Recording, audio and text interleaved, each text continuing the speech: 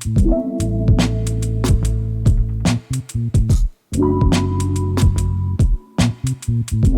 Class. आज के इस लेक्चर में हम डिस्कस करेंगे कम्युनिटी हेल्थ नर्सिंग सब्जेक्ट में कम्युनिकेबल डिजीज को। तो हम डिस्कस करेंगे, देखते हैं कम्युनिकेबल डिजीज क्या होता है। तो कम्युनिकेबल डिजीज का मतलब वो सारी डिजीज जो एक पर्सन से दूसरे पर्सन में क्या हो, ट्रांसफर हो जाएं। एक व्यक्ति से दूसरे व्यक्ति में अगर डिजीज ट्रांसफर हो जाए तो वो डिजीज क्या कहलाएंगी, कम्युनिकेबल डिजीज कहलाएंगी।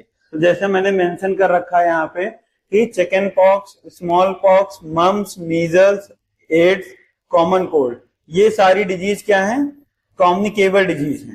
क्या है, कम्युनिकेबल डिजीज। कहने का मतलब है कि ये सारी disease one person to another person में क्या हो जाएंगे, ट्रांसफर हो जाएंगे। क्या हो जाएंगे, ट्रांसफर हो जाएंगे।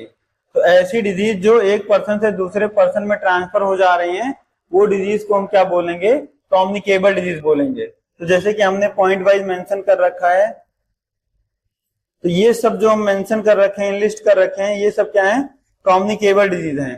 तो इसको हम जो है डिटेल में समझेंगे। जैसे कि जो फर्स्ट डिजीज है जिसके बारे में हम आज डिस्कस करेंगे वो है चिकन पॉक्स। चिकन पॉक्स क्या होता है, इसको आपने सुना होगा या देखा होगा। इसमें क्या होता है कि ब्लिस्टर जैसे सिम्टम जो है अराइज होते हैं, स्किन पे रैशेस पड़ जाता है, स्किन जो होती है वो रेड या ईचिंग होने लगता है उसमें, तो रैशेस पड़ जाते हैं। तो उसी को हम देखते हैं इसमें कि जो चिकन पॉक्स होता है हाईली कंटिन्यूअस डिजीज होती है। और ये किससे होती है, वेसरीला जोस्टर वायरस से होती है। तो इसमें जो याद करने वाला पॉइंट है वो क्या है कि वेसरेला जोस्टर जो वायरस है, इसके कारण डिजीज कौन सी कॉज होगी, चिकन पॉक्स। तो एग्जाम में पूछ सकता है कि चिकन पॉक्स कौन से वायरस के द्वारा फैलती है, तो ये जो है वेसरेला जोस्टर वायरस के कारण जो है ये डिजीज कॉज होती है, जो कि मेंबर है हेर्पीज फैमिली वायरस का। तो हेर्पीज ह्यूमन फैमिली वायरस का क्या है, ये मेंबर है। इट कैन कॉज एन ईची blister like rashes that and the spread on the chest. कहने का मतलब है कि ये क्या होता है, ईची लाइक जो है तुम्हें कॉज करता है, तो स्किन पे क्या होगा, ईचिंग देखने को मिलेगा, ब्लिस्टर लाइक जो है तुम्हें छाले देखने को मिलेंगे, ब्लिस्टर देखने को मिलेंगे और रैशेस देखने को मिलेंगे तुम्हें, जो कि स्प्रेड करेंगे कहां पे, चेस्ट रीजन पे, बैक रीजन पे, फेस रीजन पे, then spread over entire the body. कहने का मतलब है, अगर एक लाइन में हम समझें कि ये ट्रंक रीजन में क्या होगा, सबसे पहले हमें देखने को मिलेगा। ट्रंक रीजन में क्या होगा, सबसे पहले देखने को मिलेगा।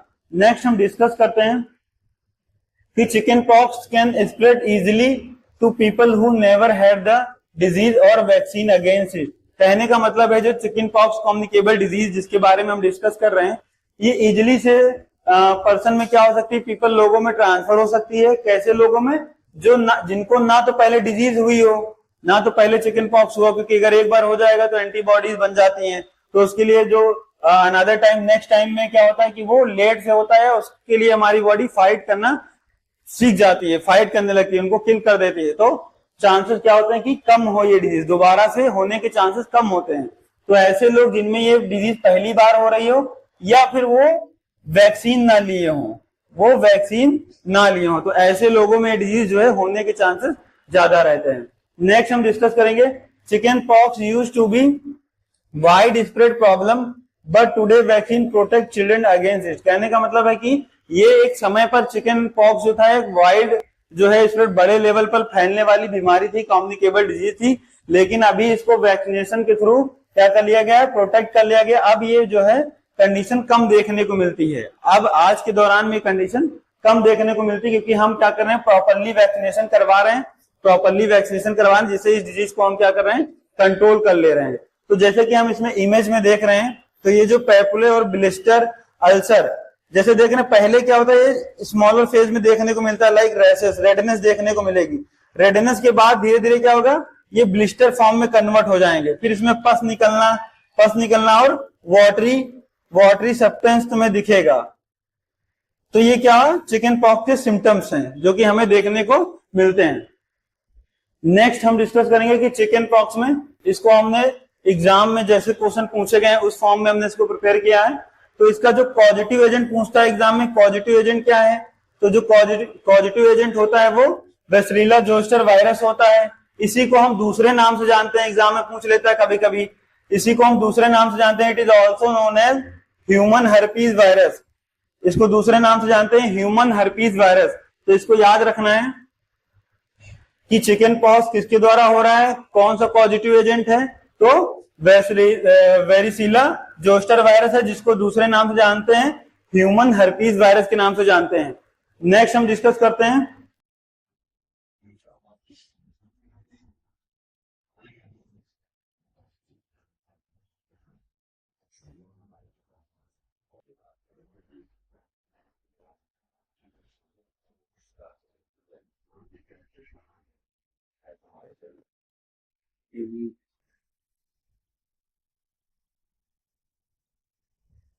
इसको हम दूसरे नाम से जानते हैं ह्यूमन हर्पीज अल्फा 3 वायरस के नाम से इसको हम जानते हैं। नेक्स्ट हम डिस्कस करेंगे ये कैसा होता है, it is DNA virus. Next अगर इसके इंक्यूबेशन पीरियड की हम बात करें कि इसका इंक्यूबेशन पीरियड कितना होता है, तो 10 से लेकर 20 डेज तक क्या होता है, इसका इंक्यूबेशन पीरियड रहता है। और अगर एवरेज टाइम पीरियड की बात करें कि एवरेज टाइम ड्यूरेशन कितना होता है, तो 15 साल तक इसका क्या होता है, एवरेज टाइम ड्यूरेशन होता है, जो कि हमें देखने को मिलता है। नेक्स्ट हम डिस्कस करेंगे कि एज ग्रुप क्या होगा, कौन से एज ग्रुप में ये ज्यादा देखने को मिलेगा, तो बिलो 10 ईयर्स, 10 ईयर्स से कम वाले लोगों में क्या होगा, इसके चांसेस होने के ज्यादा रहते हैं। नेक्स्ट हम डिस्कस करेंगे रूट ऑफ ट्रांसमिशन। तो रूट ऑफ ट्रांसमिशन के बारे में हम देखते हैं, तो इसका क्या मेन जो मेजर रूट है वो रिस्पायरेटरी रेट है, जो कि ड्रॉपलेट फॉर्म में क्या करता है, कॉज करता है, स्प्रेड होता है, जो कि क्या होता है, ड्रॉपलेट फॉर्म में क्या होता है, स्प्रेड होता है। नेक्स्ट अगर डिस्कस करें आइसोलेशन पीरियड में अगर रखना हो तो कितने दिन तक रखना पड़ेगा, 7 डेज तक, नियर अबाउट 7 डेज तक। बाकी ये सीवियरिटी पे डिपेंड करेगा, लेकिन आइसोलेशन पीरियड जो होगा इसका 7 डेज तक हम काउंट करते हैं। नेक्स्ट हम डिस्कस करेंगे साइन एंड सिम्टम्स। तो साइन एंड सिम्टम में हम देखते हैं कि इसको हमने 2 फेज में डिवाइड कर रखा है। एक तो प्री इरप्टिव स्टेज, जिसको हम क्या बोलते हैं, प्रोड्रोमल स्टेज बोलते हैं। इसमें क्या देखने को मिलेगा, तुम्हें फीवर देखने को मिलेगा, वॉमिटिंग देखने को मिलेगा, हेडेक देखने को मिलेगा, रेस्टलेसनेस की कंडीशन देखने को मिल सकती है, और बैक एक देखने को मिल सकता है इस कंडीशन में। नेक्स्ट अगर हम बात करें इरेप्टिव स्टेज में, तो इरेप्टिव स्टेज क्या होता है, ये सीवियर स्टेज देखने को मिलेगा। इसमें जो सिम्टम्स होंगे वो हमें बॉडी पे देखने को मिलेंगे, जैसे कि रैशेस अपीयर हो जाएंगे बॉडी के ऊपर, रैशेस क्या हो जाएंगे, अपीयर हो जाएंगे, रेडिश कलर का देखने को मिलेगा, ईचिंग देखने को मिल सकता है। तो ये सब सिम्टम हमें देखने को मिलेंगे। नेक्स्ट अगर हम बात करें, अगर पहली बार इसके सिम्टम जो अपीयर ज्यादा मात्रा में हमें देखने को मिले, फर्स्ट सिम्टम जो अराइज होने, जो ब्लिस्टर लाइक स्ट्रक्चर तुम्हें फॉर्म हो रहा है, ये कहाँ, ट्रंक रीजन पे तुम्हें देखने को मिलेगा। बाकी इसके स्टेज के बारे में अगर हम बात करें, रैशेस की जो स्टेज है, कैसे कैसे डेवलपमेंट हो रहा है, तो पहला जो इसका फॉर्म होता है वो मैकुलर फॉर्म में जो है इसका स्टार्टिंग फेज है। ये क्या है, स्टार्टिंग फेज है, यहां से क्या होगा, निकलना स्टार्ट होते हैं। दूसरा पॉपुलर फेज, इसमें क्या होगा कि जो रेडिश फॉर्म में हम देख रहे हैं, अब इसमें क्या होगा, पस का कलेक्शन होना स्टार्ट हो जाएगा। देन इसके बाद क्या होगा, इसके साइज में इंक्रीजमेंट होगा, और वाटरी सब्सटेंस देखने को मिलेगा। जैसे कि ब्लिस्टर में हम देखते हैं तो वाटरी सब्सटेंस देखने को मिलेगा। नेक्स्ट इसका लास्ट जो स्टेज है वो स्कार स्टेज है। इसमें हमें देखने को मिलता है कि ये इंड स्टेज बोल सकते हैं, इसको, या इसको लास्ट स्टेज बोल सकते हैं। इसमें क्या होता है कि पस, वाटरी सब्सटेंस बोथ दोनों देखने को मिलेगा, और ईचिंग बढ़ जाएगा, ईचिंग देखने, और इसके साइज में इंक्रीजमेंट देखने को मिलेगा। नेक्स्ट अगर हम बात करें पिलियोमॉर्फिक की, तो इसमें क्या होता है, सारी स्टेजेस, जितनी स्टेजेस हमने डिस्कस किया, मॉकुलर, पॉपुलर, वेस्कल्स और स्कार्स, तो ये सारी स्टेज किसमें देखने को मिलती हैं, पिलियोमॉर्फिक स्टेज में काउंट करते हैं हम। नेक्स्ट हम डिस्कस करेंगे रैशेस क्या है, ये सेंट्रीपिटल के रूप में देखने को मिलते हैं। जैसे इसका सेंट्रीपिटल का मतलब है कि पेरिफेरी टू सेंटर, जैसे कि मीडियल लाइन होता है, तो एक्सट्रीमिटीज से ये जो सिम्टम्स हैं वो ट्रांसफर होंगे सेंटर पॉइंट की तरफ, मतलब मीडियल लाइन की तरफ। नेक्स्ट अगर हम बात करें एक्सट्रीमिटीज से, कह सकते हैं कि चेस्ट रीजन की तरफ, जैसे ये एक्सट्रीमिटीज है, इधर से क्या होगा, ये चेस्ट रीजन, मतलब मीडियल लाइन के आसपास देखने को मिलेंगे। इधर से क्या होगा, स्टार्ट होगा, ये मीडियल लाइन की तरफ हमें देखने को मिलेंगे, मतलब एक्सट्रीमिटी से चेस्ट की तरफ क्या होगा, मूवमेंट देखने को मिलेगा। या ये कह सकते हैं कि इसके जो मेजर सिम्टम्स हैं वो चेस्ट रीजन पे ज्यादा देखने को मिलेंगे, उसके बाद ओवरऑल बॉडी में सर्कुलेट होंगे। नेक्स्ट अगर नोट करके हम डिस्कस करें, इसमें याद रखना है कि एक्जिला इन्वॉल्व होता है इसमें। इसके जो सिम्टम होते हैं एक्जिला रीजन में क्या होगा देखने को मिलेंगे, बट पाल्म और सोल रीजन पे देखने को नहीं मिलेंगे। पाल्म और सोल क्या होता है, इन्वॉल्व नहीं होता है। नेक्स्ट अगर हम इसके ट्रीटमेंट की बात करें तो ट्रीटमेंट में हम देखते हैं कि ट्रीटमेंट में क्या करना है। ट्रीटमेंट हमने क्या करना है, वेरिसिला जोस्टर इम्यूनोग्लोबुलिन क्या करना है, इंसर्ट कराना है।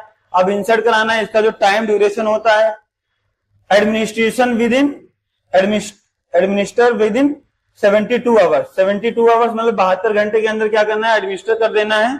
इसका डोज कितना होना चाहिए, डोज की अगर हम बात करें तो डोज 1.5 से लेकर 5 ml के बीच में इसका डोज रहना चाहिए। 1.5 से लेकर 5 ml के बीच में क्या होना चाहिए, इसका डोज होना चाहिए। रूट की अगर हम बात करें तो इसको IM यानी इंट्रामस्कुलर प्रोवाइड करते हैं, इंट्रामस्कुलर प्रोवाइड करते हैं इसको।